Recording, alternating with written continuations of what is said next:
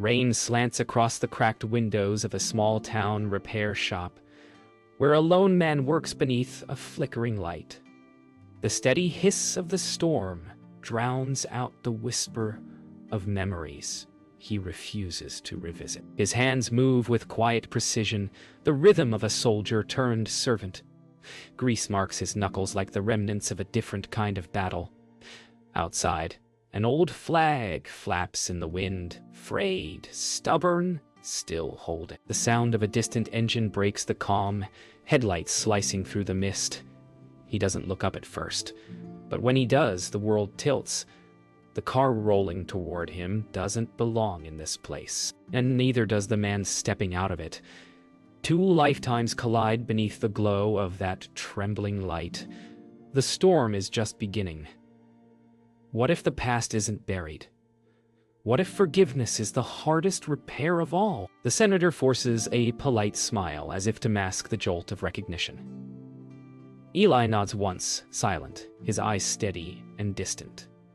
Between them, the engine hisses, steam rising like ghosts. The hum of the fluorescent light feels louder now, like a memory pushing through the walls. The senator mentions car trouble. Eli gestures to the hood. Words mean nothing here. Only the weight of what isn't said fills the air, and both men feel it pressing down. Eli leans under the hood, pretending to focus on the engine. The senator's voice trembles with casual questions. About the town, about business, about anything but the past. The smell of oil and rain thickens the air. Eli answers with single words. Their silence stretches like a fuse, burning slow. The senator's gaze drifts again to the tattoo. He looks away, but not before Eli notices. The storm outside deepens, thunder rolling through the valley like artillery echo. For a second, Eli flinches, not from fear but memory. The senator's phone rings, but he doesn't answer. Both men freeze, aware of the air thickening between them. In the distance, lightning flashes, washing the room in white. The past has just opened its eyes. The senator thanks him quietly, forcing calm, then turns to leave. Eli's gaze follows, unblinking. The SUV's engine rumbles to life, tail lights slicing through the rain. As it pulls away, Eli steps out beneath the storm, his shirt clinging to his shoulders, his tattoo glistening in the rain. Somewhere far beyond the thunder, memory breathes and waits to return. The morning sun breaks weakly through gray clouds, scattering light across puddles in front of the shop. Eli moves through the silence like a ghost, sweeping rainwater toward the street. His hands ache from work, but it's the silence that hurts more. The black SUV returns, slower this time. Tires crackle over the wet gravel. Eli doesn't look up, but he feels it. The stare, the memory, the unfinished story. The door opens and polished shoes step into the mud. The senator's voice, uncertain and careful, cuts the still air. I think I left something yesterday. But Eli knows. The man didn't come for a wrench. Eli keeps sweeping as if the man isn't there. The broom's rhythm becomes a wall between them. The senator clears his throat, trying again, his voice a mix of control and regret. He speaks of the past, in pieces, like he's testing if the words will survive the air. Eli finally stops, the broom handle creaking in his grip. He turns slowly, and for the first time their eyes meet without pretense. The truth is no longer hiding. The senator starts talking faster, trying to fill the void between them. His words drift to a desert long ago, a mission that went wrong, a radio call unanswered, a name left off a report. Eli doesn't interrupt. He just listens, jaw tight, eyes steady. Every syllable falls like shrapnel. When silence returns, it's heavier than before. A sudden memory hits Eli. The heat, the roar, the screaming radio. He's back in that desert, sand stinging his face as smoke chokes the sky. Men yelling, orders shouted. A voice that promised backup never came. The flash fades as quickly as it came. Eli blinks, gripping the edge of the workbench until his knuckles whiten. The senator sees it, the flicker of pain, and lowers his voice. "I was there too," he says softly. "I didn't mean for it to end that way." The senator steps closer, but Eli doesn't move. Their faces are inches apart, the air electric with unspoken truth. "You left us there," Eli says finally. "Not as accusation, but as fact." The words echo like a rifle crack. Calloway's shoulders drop. The mask of power slips. He whispers, "I know." Then he turns and walks out into the light. Eli watches him go, eyes hard, jaw trembling, and somewhere in that moment, the war starts all over again. The day drags heavy and long. Eli works alone. The rhythmic clink of tools, his only company. He tells himself the past is over, but the senator's voice keeps echoing in his mind. The way he said, "I know," like it was both confession and curse. Outside, kids ride by on bikes, laughing, free of everything that weighs on him. Inside, the shop smells of oil, sweat, and silence. He turns the wrench harder than he needs to, until the bolt snaps. For a moment, he just stares at it, the broken piece in his hand, and wonders how many other things he's been tightening too long. That evening, a familiar hum fills the shop. Jake's old motorcycle rolling in. Eli's young helper calls out, cheerful as ever, breaking the gloom. Jake doesn't notice Ellie's distant stare or the storm behind his eyes. He jokes about veterans being tough to please, asks what's wrong. Eli shakes his head, forces a smile. But when Jake lifts his sleeve, revealing the same tattoo, smaller, newer, Eli's heart stutters. The past isn't gone. It's multiplying. Fash. Later, as night falls, Eli sits outside on an overturned crate, cigarette glowing in the dark. Jake joins him, talking about his deployment, about the men who never made it home. Eli listens, his silence heavier than words. When Jake asks what unit Eli served in, the old man just says, "The same one that stopped being a family a long time ago." The words hang in the cool night air, bitter and final. The next morning, a black car idles across the street. Eli sees it through the window but pretends not to. He knows who it is. The senator sits inside, unreadable behind tinted glass. Eli wipes his hands, pretends to stay busy, but his heart beats like a drum. For a moment, the senator's face turns toward the shop. Then the car drives away. Eli exhales, unsure if he's relieved or disappointed. That night, Eli dreams of the desert again. He's back in the storm, sand swirling like fire, radio screaming for backup, men yelling his name. The camera shakes. Smoke, blood, silence. He wakes gasping, sweat pouring down his neck. Outside, thunder rolls over the valley, just like that night years ago. He sits up, eyes empty, whispering the same words he did back then. We waited. The morning begins too quietly. The air outside the shop feels thick, as if the storm never really left. Eli works slower now, distracted, haunted. Every sound, the hiss of air tools, the click of metal, seems to echo something from years ago. When he steps outside for air, a newspaper flutters against his boot. The headline stops him cold. A local journalist has written about his shop, the mechanic who fixes cars for free, and the secret he's hiding. His past is waking up, one headline at a time. Claire Benton, the reporter, walks into the shop later that day. She's polite but sharp, eyes scanning every detail. Eli wipes his hands, already tired of this new battle. She asks simple questions. Why he never charges, what the tattoo means, whether he knows Senator Calloway. His silence gives her the answers she wants. Her recorder clicks off, but her stare lingers. People say forgiveness sets you free, she says quietly. But sometimes it just reminds you of the cage. That night, the senator gives a speech on television.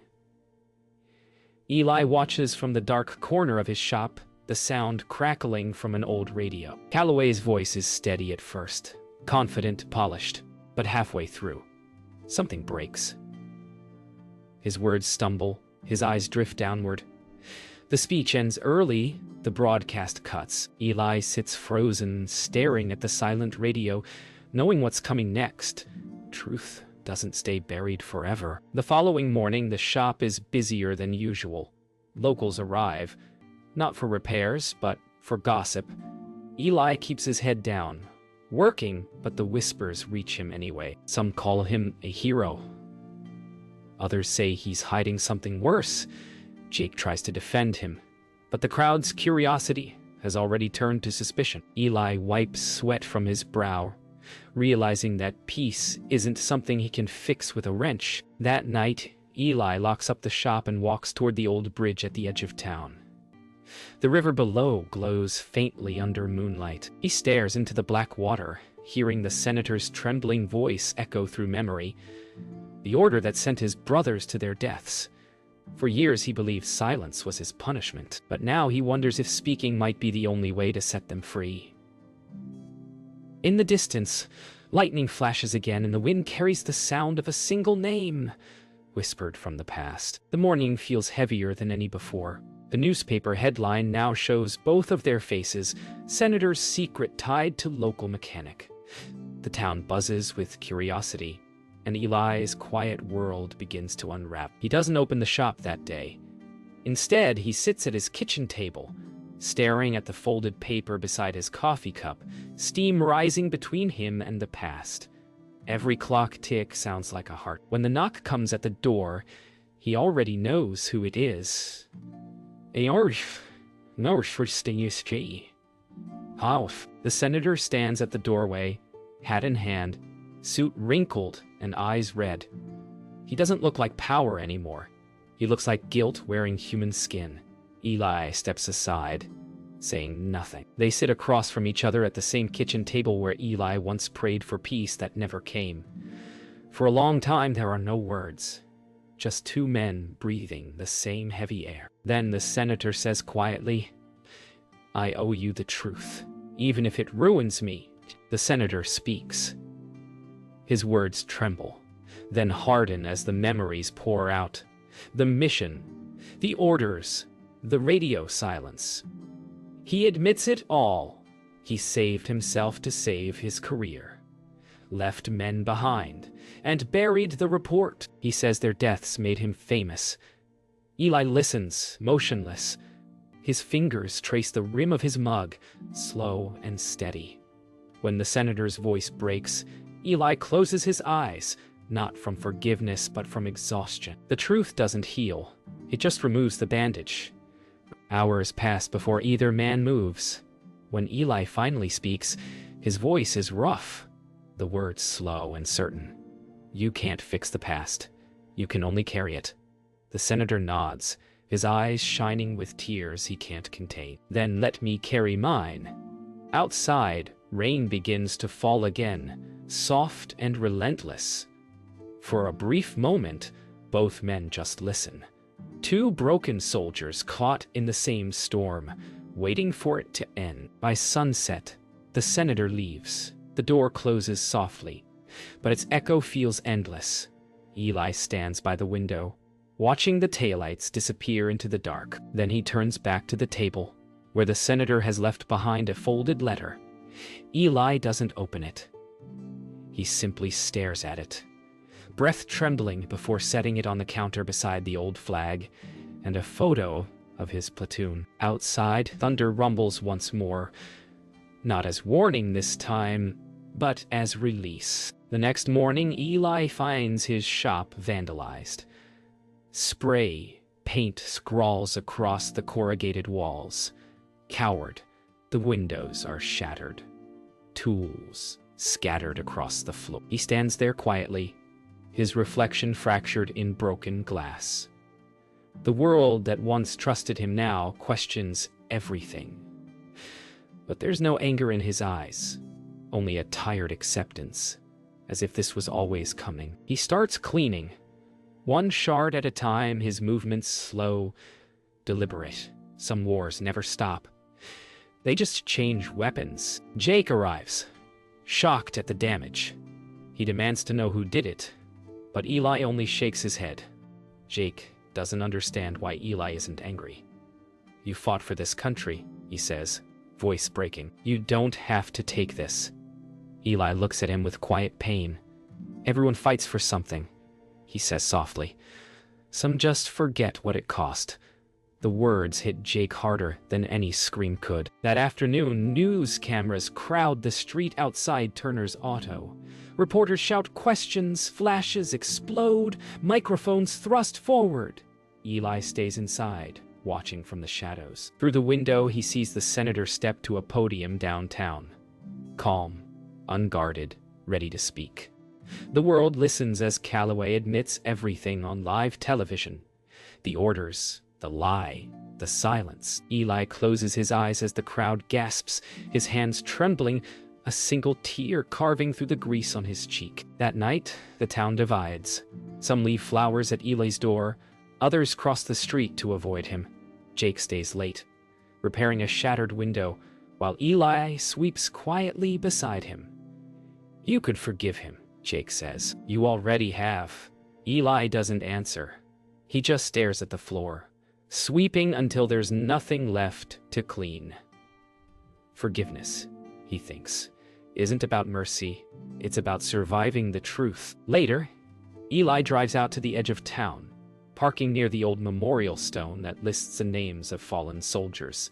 He runs his fingers over the etched names, stopping at one, his closest brother in arms. The senator's televised confession still echoes in his mind. For years, he blamed the man, the system, the silence. Now, standing here, he realizes he's been holding on to more than anger. He's been holding on to himself. The rain begins again, washing dust from the carved names like tears. Or the town wakes to a strange calm. The air smells of rain and diesel. The storm finally breaking apart. Eli walks through the quiet streets toward the courthouse, where the senator will speak one last time before resigning. Each step feels heavier than the one before. He isn't sure why he's going. Maybe to end it. Maybe to understand. The courthouse looms ahead, surrounded by press and flashing cameras. Eli's heart beats steady, not with anger, but with something older, something softer. The echo of men who never came home. Inside the courthouse, the senator stands at the podium, surrounded by journalists and flashing lights. His voice is steadier than expected, shaped by guilt but carried by resolve. "I failed my men," he says, "and I failed the truth." Eli stands at the back of the room, watching in silence. For a moment, the senator's eyes find him in the crowd. The noise fades. Only two soldiers remain, one speaking, one listening, one speaking, one listening. Two ghosts sharing the same final confession. After the speech, the senator finds Eli outside beneath the courthouse steps. The crowd disperses slowly, rain beginning again in fine mist. They stand face to face. No titles, no ranks, just two men stripped bare by truth. Calloway's voice trembles. "I can't change what I did." Eli nods once, eyes fixed on the horizon. "Neither can I." The words hang there, simple and final. Forgiveness doesn't arrive like light. It arrives like quiet. Days later, Eli closes the garage for the last time. Jake stands beside him, unsure what to say. "Where will you go?" he asks quietly.